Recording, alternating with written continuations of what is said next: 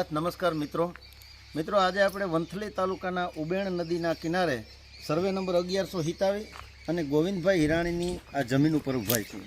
મિત્રો આ ઉબેણ નદીના જે પાણીના કારણે જે ખેડૂતોની નદીનું ધોવાણ થાય છે, આ ધોવાણના કારણે આ ખેડૂતોના હાલ બેહાલ થયા છે। મિત્રો આશરે 100 થી 150 ખેડૂતો આ ધોવાણના કારણે નુકસાન પામી રહ્યા છે। મિત્રો સામે પેલું એક મકાન દેખાય છે। મિત્રો એમનું કહેવાનું છે કે અડધી જ નદી હતી, પણ ભાદર નદીનું પાણી આમાં આવી જતા અચાનક આ પાણી વિકરાળ સ્વરૂપ ધારણ થાય છે, ને જેના કારણે આ અડધી નદી મોટી વિશાળ બનતી જાય છે। આજે વર્ષોથી આશરે 10 વર્ષોથી આ ખેડૂતો આ તકલીફનો સામનો ભોગવી રહ્યા છે। મિત્રો આ રીતે આ નદીના ધોવાણના કારણે ખેડૂતોનો દર વર્ષે ખેડૂતોનો જમીન આ નદીમાં સમાતી જાય છે અને થયેલો મોલ પાક એને ગુમાવવાનો વારો આવે છે। એટલું જ નહીં, પણ આ ખેડૂતોના કયા અનુસાર આ માત્ર જમીન ધોવાતી નથી, પણ ખેડૂતોના સ્વપ્નાઓ ધોવાઈ રહ્યા છે, ખેડૂતોની જમીન ધોવાઈ રહી છે। એટલે એમની માગણી છે કે સરકારશ્રી દ્વારા આ જમીન જે ધોવાણ થાય છે એ ધોવાણ અટકાવવા માટે અને ખેડૂતોના રક્ષણ માટે, ખેડૂતોના આર્થિક રક્ષણ માટે એક પ્રોજેક્ટ તૈયાર કરવામાં આવે, તાત્કાલિક આનું સર્વે કરવામાં આવે તો આ ખેડૂતોને સુખ સુવિધા પ્રાપ્ત થઈ શકે એમ છે। આજે આ અમુક ખેડૂતો જમીન વેચવા મજબૂર થયા છે, તો અમુક ખેડૂતો છે એ જમીન વેચી રહ્યા છે, અમુક હિજરત કરી રહ્યા છે। તો ખેડૂતોને મિત્રો જગતનો તાત તરીકે આપણે ઉપમા આપી છે। તો જગતના તાતને બચાવવા માટે, આ ખેતીને બચાવવા માટે ખરેખર સરકારશ્રી દ્વારા કાયદેસરની કાર્યવાહી કરવામાં આવે અને આ નદી પર પ્રોટેક્શન વોલ એટલે કે પૂર સંરક્ષણ દિવાલ બનાવવામાં આવે, એવી એક જાગૃત પત્રકાર તરીકે અમારી પણ સરકારને રજૂઆત છે, વિનંતી છે।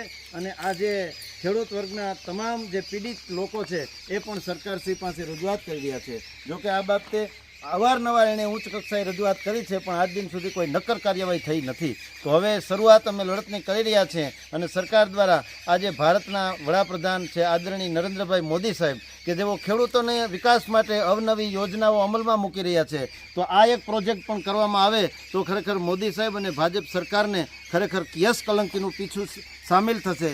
ધન્યવાદ। જય સોમનાથ નમસ્કાર મિત્રો, રવિરાજ ન્યૂઝમાં આપનું હાર્દિક સ્વાગત છે। હું રામજીભાઈ ચાવડા। મિત્રો આજે ખેડૂતોની વેદના સાંભળવા માટે અત્રે આપણે ઉપસ્થિત રહ્યા છીએ।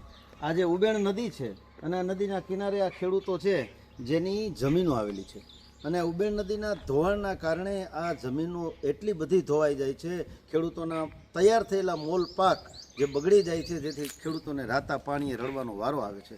તો આપણે વધુ વાત ન કરતા જે આ જે જમીનમાં ઊભા છે એ જમીનના માલિક છે ગોવિંદભાઈ। તો ગોવિંદભાઈને જ આપણે વિનંતી કરશું કે ગોવિંદભાઈ, આ બાબતે આપ શું કહેવા માગો છો? અમે આ ઉબેણ નદીના કાંઠે અમારી જમીન આવેલી છે। અમે આજ વર્ષોથી આ ખેડૂત છીએ ને આજ સમયથી ઘણા સમયથી અમે રજૂઆત ઘણી વખત કરેલ છે ને દર વર્ષે ચોમાસામાં વધારે ને વધારે પૂર પાણીનું આવવાને કારણે આ અમારા ઉબેણ કાંઠે વધારે ને વધારે ધોવાણ થાય છે। અમારી સરકારશ્રીને અમારી રજૂઆત એવી છે કે એ ધ્યાનમાં લઈ ને અમારું સંરક્ષણ દિવાલનું કાર્ય કરે, એટલા માટે અમારી એવી રજૂઆત છે।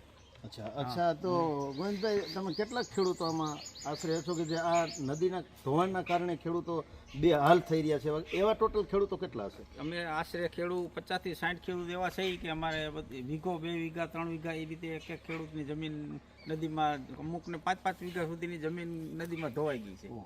મિત્રો આ જે રાવણાની બગીચો છે, રાવણાનો બગીચો, આ બગીચાની 2 લાઈન ધોવાઈ ગઈ છે। આ જે મકાનો છે એ મકાનો પણ પડવા માટે મજબૂર થયા છે, આ ટીંગાઈ રહ્યા છે। એટલે આ જમીનના ધોવાણના કારણે ખેડૂતો, આપણે સાંભળ્યું છે એ મુજબ ખેડૂતોના હાલ બેહાલ થઈ રહ્યા છે। તો હવે ખેતી બચાવવા માટે, જમીન બચાવવા માટે અને ખેડૂતોનું અસ્તિત્વ ટકાવી રાખવા માટે ખરેખર સરકારશ્રી દ્વારા કોઈ પ્રોજેક્ટ તૈયાર કરવામાં આવે અને પૂર સંરક્ષણ દિવાલ બનાવવામાં આવે તો જ ખેડૂતોને સુખ શાંતિ અને સુવિધા મળી શકે એમ છે। નમસ્કાર।